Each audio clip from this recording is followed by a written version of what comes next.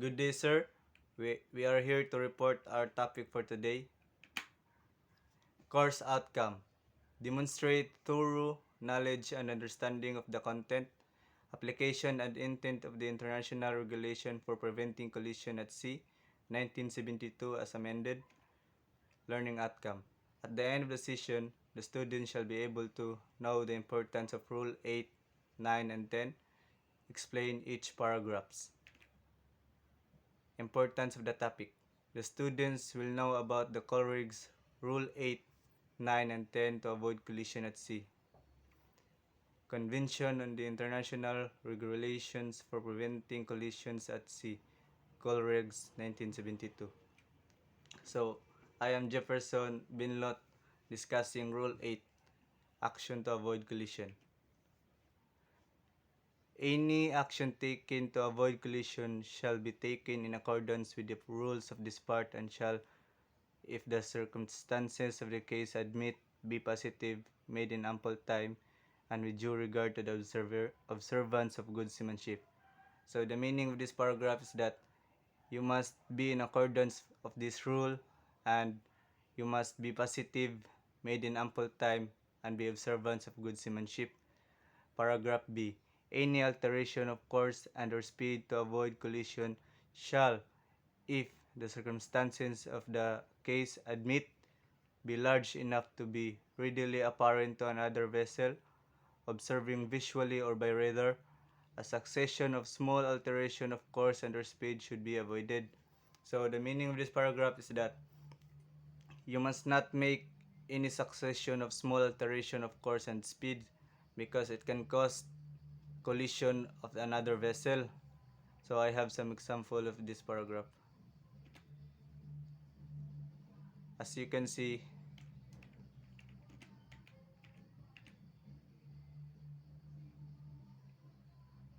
wait. As you can see, the blue vessel is making a small alteration going to the green vessel. So it should be avoided because it can cause collision. The proper way to alternate course is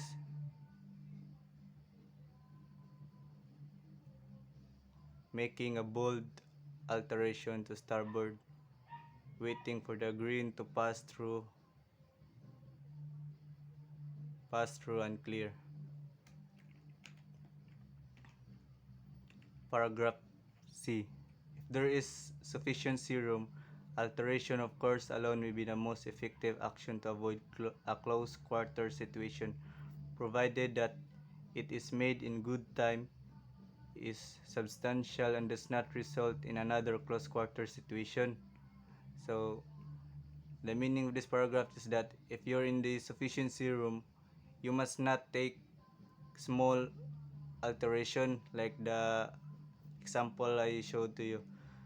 You must make a bold alteration so that you cannot make a close quarter situation. So I have some example.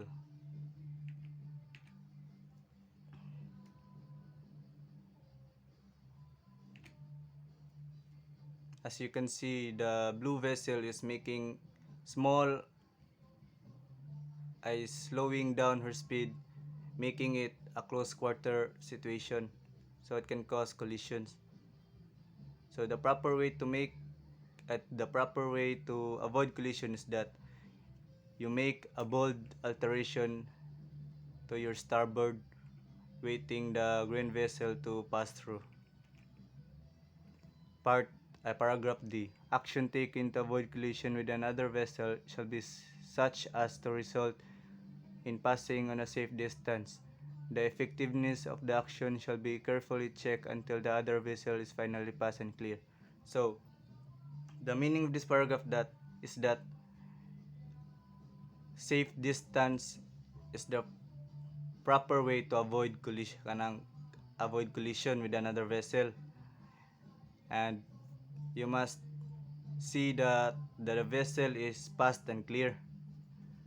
Paragraph E. If necessary to avoid collision or allow more time to assess the situation, a vessel should slacken her speed or take all away take all way off by stopping or reversing her means of propulsion.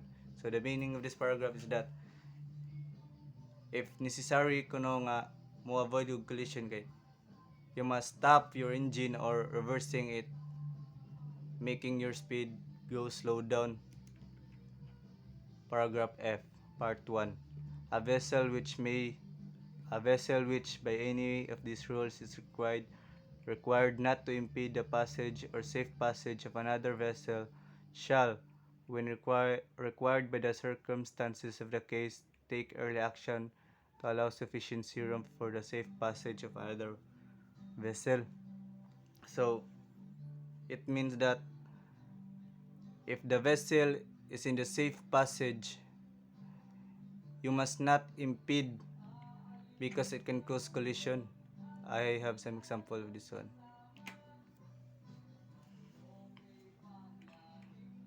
As you can see, the container vessel is taking action early. But what if the container vessel is constrained by her draft? She cannot deviate from her course. So what we'll do is that the green vessel should take early action and make it parallel to the container vessel, waiting for the container vessel to pass through. So part 2, a vessel required not to impede the safe passage of another vessel is not relieved of this obligation if approaching the other vessel so as to involve risk of collision, and shall, when taking action, have full regard to the action which may be required by the rules of this part. So the meaning of this part is that if the vessel is in the safe passage,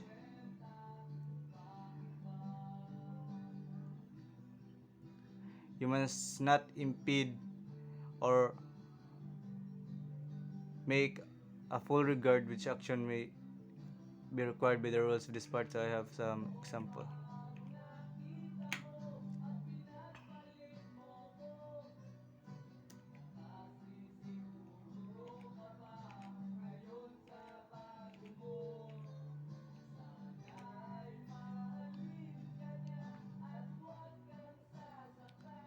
The grand vessel is making his alteration to port side, which we don't know that the container vessel is a giveaway vessel and making her action by slowing her speed. So the green vessel will slowly collide the container vessel. So the proper way to avoid collision is that the same way, making it parallel to the container vessel, making the container vessel pass through. Part 3. A vessel of the passage which is not impeded remains fully obliged to comply with the rules of this part when the two vessels are approaching one another so as to involve risk of collision.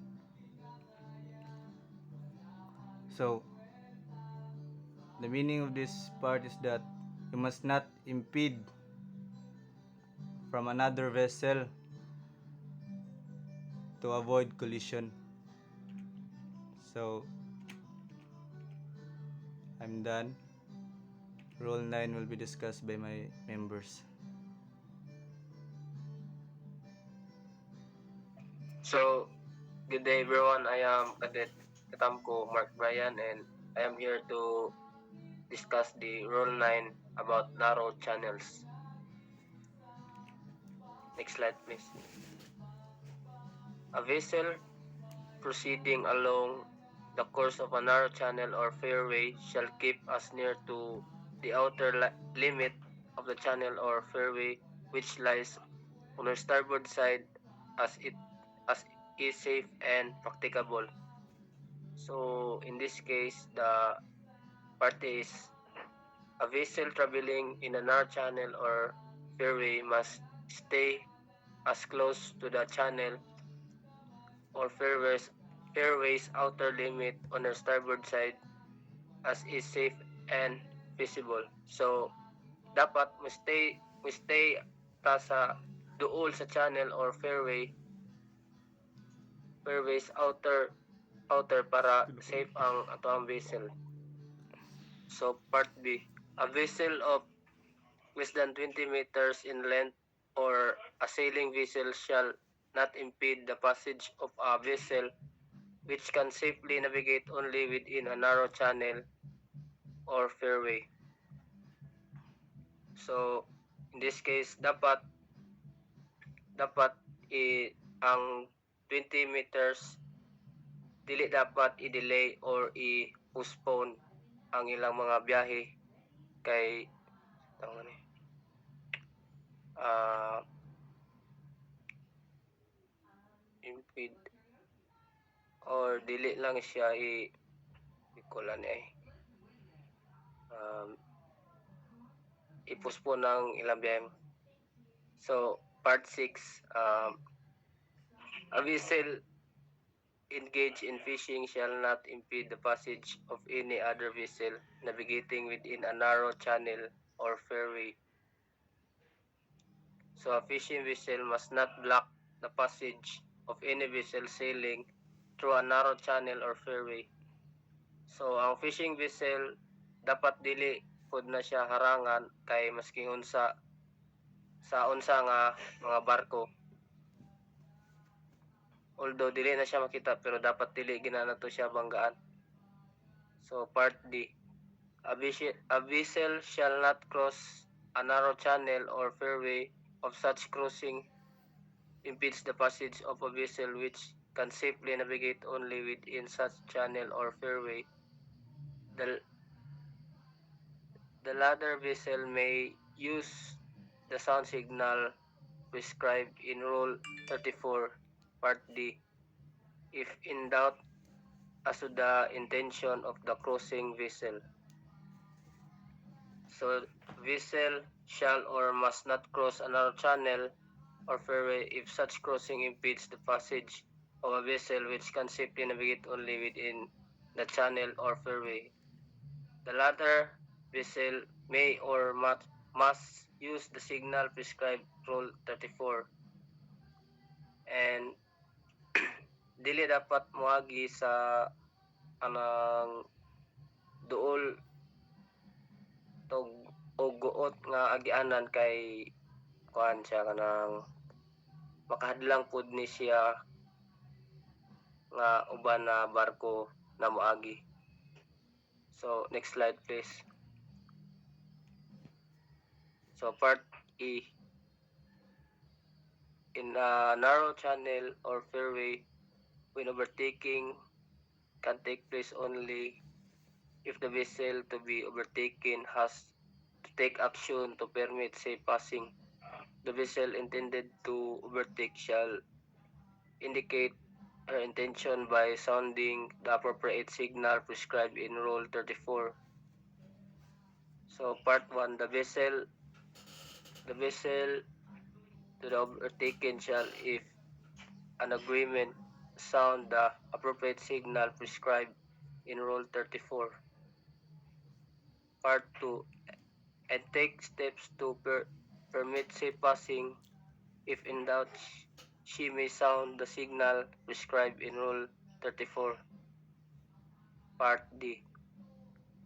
Then Part 2, this rule does not relieve the overtaking vessel of the obligation under Rule 13. So, in this case, the kanang overtaking vessel duties under Regulation 13 is not relieved by this rule. So, Part F, vessel nearing a bend or an area of another channel or fairway where other vessel may be obscured by an intervening obstruction shall navigate with particular alertness and caution and shall sound appropriate signal prescribed by the Rule 34 Part C. So, sa Part F kay when approaching a bend or a section of a small canal or fairway where other vessel may be obscured by an intervening object, a vessel must sail with extra caution and vigilance and sound the appropriate signal required by the Rule 34. So, Part G. Any vessel shall, if the circumstances of the case admit, avoid anchoring in a narrow channel. So, if the circumstances allow, any vessel must avoid anchoring in a tight channel. So, next slide, please. So, I'm also here uh, to pass the report to my co-reporter. Thank you. So I'm Cadet Carillo Mark Deben, and I'm explaining the Rule 10 Traffic Suppression Scheme. Next slide. A. This rule applies to traffic separation schemes adopted by the organization and does not relieve any vessels for her obligation under any other rule. Part B. A vessel using a traffic separation scheme shall first is proceed in the appropriate traffic lane in the general direction of the traffic flow for that lane. Second is so far as practicable, keep clear of the traffic separation lane or separation zone. So if mo across ka sa traffic separation scheme, dapat nang clear na siya, walay laing vessel nga maga patubang or unsa. Third is normally join or leave a traffic lane at the termination of the lane, but when joining or leaving from either side shall do as far as small angle to a general direction of the traffic flow as practicable. So if mo cross ka sa traffic separation scheme, dapat naka right angle ka, naka 90 degree. So part C is a vessel shall so far as practicable avoid crossing traffic lanes, but I oblige to do so shall cross on a heading as nearly as practicable at right angles to the general direction of the traffic flow. Mga to lagi 90 degree, dapat 90 degree ka mo kan across ka sa TSS. Next slide. So D. First is a vessel shall not use an insure traffic zone when she can safety use appropriate traffic lane with the adjustment of the separation scheme. However, vessels of less than 20 meters in length, sailing vessels, and vessels engaged in fishing may use insure a traffic zone. So, sa ani nga kuan na paragraph is kuan ang mga fishing vessel dapat adto mag-agi sa insure nga traffic zone. Dili sila mo kuan sa ng traffic lane. Second is notwithstanding subparagraph D and 1, a vessel may use an insured traffic zone when a route to or from a port, offshore installation, or structure pilot station, or any other place situated with the insured traffic zone to avoid immediate danger. So, okay. So, Ian Bukotot, your turn.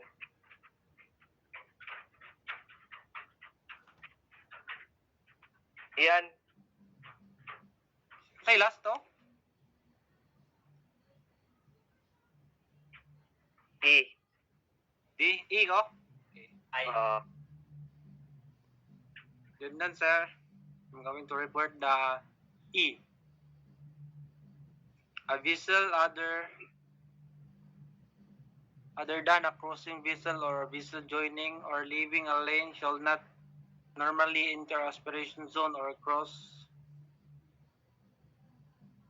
cross separation line except in case of emergency to avoid immediate danger to engage in fishing within separation zone. Well, sir, dapat dili magsugat ang padong ug dunggo ug pag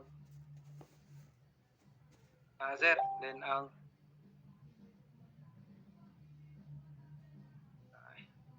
vessel navigating in areas near the termination of traffic separation scheme shall do so particular caution. G. A vessel shall, so far as practicable, avoid anchoring in the traffic separation scheme or areas near in termination. Di dapat mo avoid ka sa mga traffic na muaging nga barko para way sa gabal. Next slide.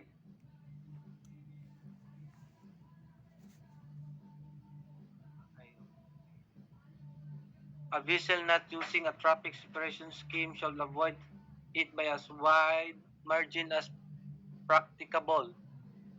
I. A vessel engaged in fishing shall not impede the passage of any vessel following the traffic lane.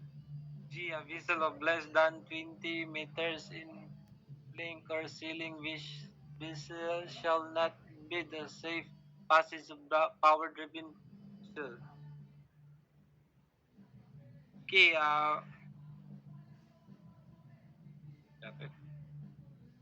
Key, a vessel restricted in her ability to maneuver when engaged in an operation of maintenance of safety of navigation in traffic separation scheme is exempted from complying with rule to the extent necessary to carry out the operation. I. A vessel restricted in her ability to maneuver when engaged in operation for delaying, servicing, or picking up the submarine cable with traffic separation scheme exempted from complying with the rule to the extent necessary to carry out the operation. Ang vessel restricted sa maneuver with the traffic separation. Mana yung example, sir?